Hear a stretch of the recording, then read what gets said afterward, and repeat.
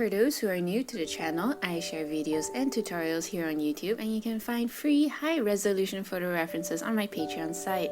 If you like what I do and you want to support me, you can show your love over at Patreon. Hey everybody, I'm Elise and today I'm going to share with you guys how I use lock transparent pixels to help me shade my subjects. So this is my process on how I usually paint. For the purposes of this, it's going to be much more simplified, but like for example, right now the background I put it to gray. So let's see, I will make a new layer, like for example the table. I'm going to use a marquee tool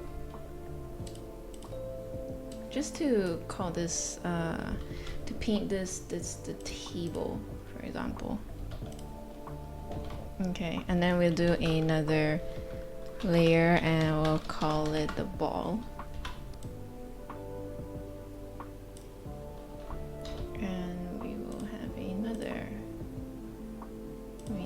perhaps make it black. Alright, we can take this. I'm going to use a standard round brush to do the shading.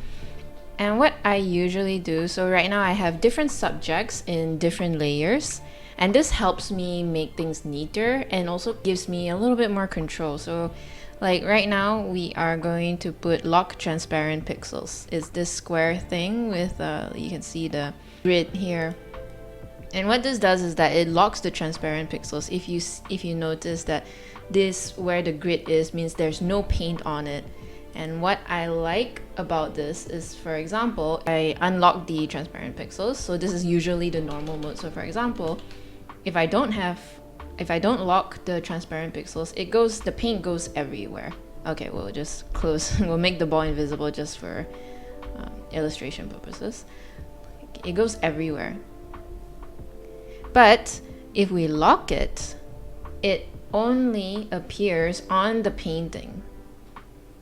So it literally locks the transparent pixels, so you can't paint anything on it.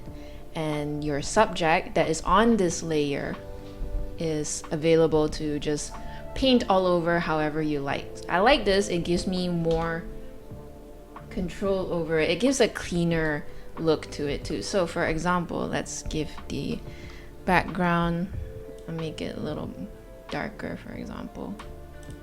Okay, so I'm going to take black, just gonna put in the shadows, for example,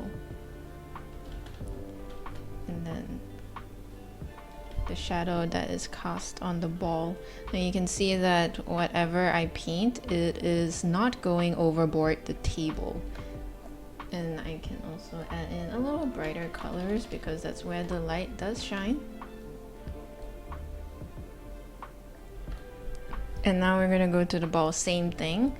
If I do not lock the transparent pixels, you can paint everywhere, but I just want to focus on the ball. And we are going to do this. Lock those transparent pixels in, it makes it much easier to work with. It doesn't go overboard. Then we also have shadow, but also light bounce from the table as well.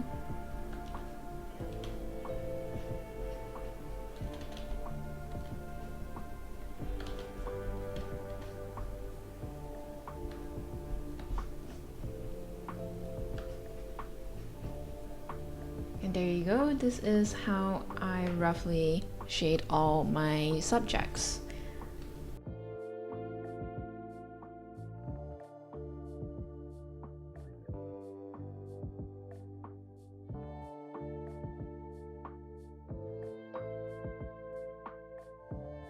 That's all for today. If you like my videos, it would help a lot if you hit that like and subscribe button and share it to your friends who you might think might find it useful.